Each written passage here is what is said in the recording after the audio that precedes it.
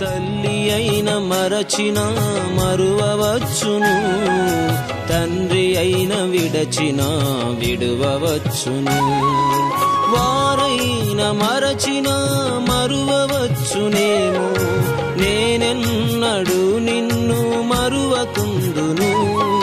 వారైన మరచిన మరువవచ్చునేమో, నేనెన్నడు నిన్ను మరువకుందును.